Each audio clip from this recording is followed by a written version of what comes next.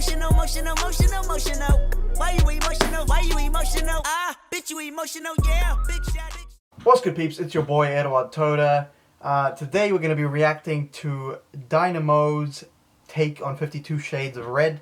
He basically performed this routine. I guess it's an adaptation of the 52 routine.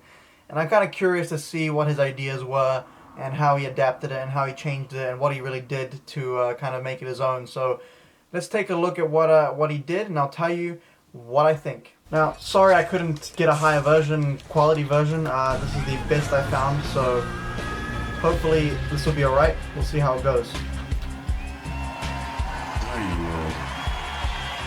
Man, what a huge show.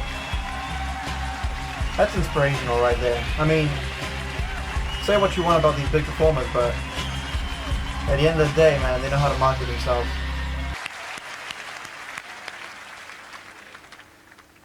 When I was younger, I had what you could only describe as a very overactive imagination. And like many kids, I'd spend most of my time just daydreaming about all the crazy things I wanted to do when I grew up. But unlike most kids, I didn't want to be a fireman, or a singer, an astronaut, or even a football player. My dream was to become a supermodel. Alright, I like Now, that. obviously that didn't quite work out, so I became a magician instead. And even before I bought my first pack of playing cards, I'd stay awake at night imagining all the amazing things I'd be able to do with them. I'd lay there and visualize every card move in minute detail, how the cards would spin and fall, and my hands would literally bring the pack to life. And although it may not have made sense to anybody on the outside, in my head, I had just created the world's greatest imaginary card routine. Okay. I like how he presented that. He kind of gave kind of a backstory. It makes you feel like, you know him better. It kind of makes it more personal. I like that. I like that.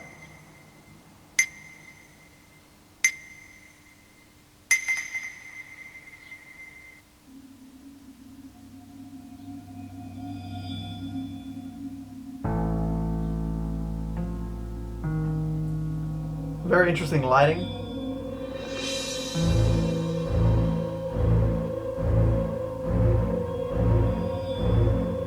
He seems to be lit up from the front.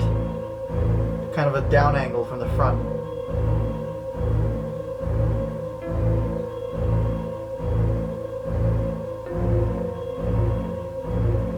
Okay. So the imaginary trick or whatever, imaginary cards comes to life. I like that.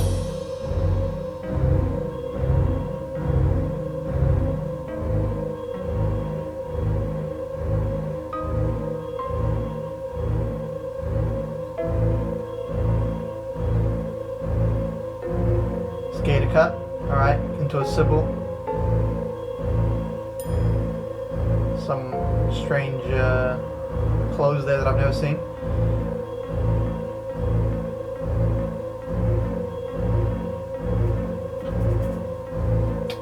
Okay.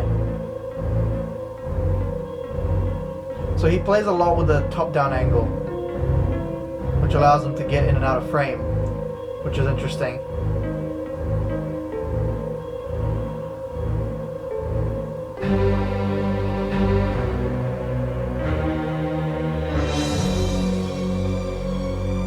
Shinlim usually uses a more straight-on angle, or a more like diagonal angle. So you're still kind of dealing with, you're still kind of dealing with very similar angles that you would in normal performance.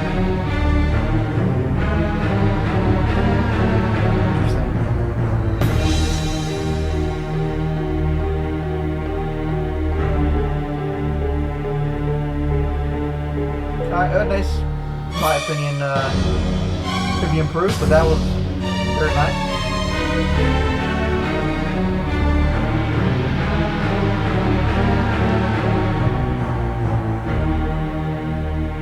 Very cool.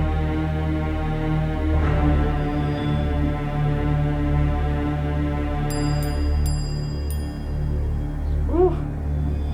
I like that diagonal way of doing it. I think I like that better than the way Shin does it. Because it's a justified movement.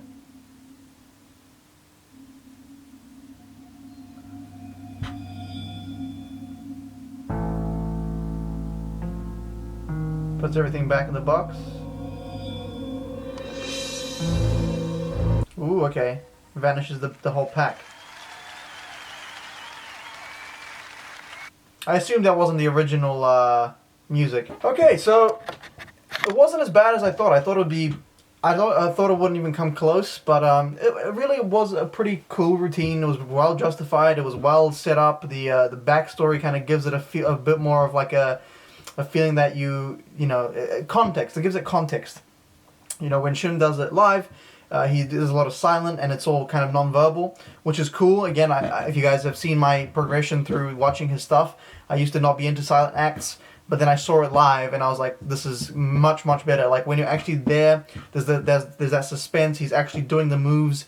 You know what I mean? Yeah, I mean, it's a whole different atmosphere. So I've kind of reserved criticism towards silent acts after seeing his act live. But I do like the combination of having words and then silence. That seems to be kind of a happy medium for me. I still enjoy patter, don't get me wrong, but yeah, that's awesome, you know. I would have liked to see a few more, I don't know, like more original concepts, but I guess Dynamo is not one for necessarily originality, you know what I mean? He just takes stuff and makes it to fit his persona, which is totally fine. But I would have liked to see, you know, if you're going to play with someone's routine like that, he's kind of created a brand around it, you kind of have to come up with a few concepts that make it very, you know, stand out. The way Patrick Kuhn did in his invisible aces or invisible palm routine. Very, very cool stuff. But yeah, I'm actually pleasantly surprised. It was pretty good. It was pretty good for a 52 Shades routine. But yeah, if you guys enjoyed this video, do leave a like, subscribe. I do daily videos. Follow me on all social media platforms, Instagram, Facebook, Twitter. All the links are down below. And as always, mad respect, much love, stay lit, and I'll see you in the next one. Peace!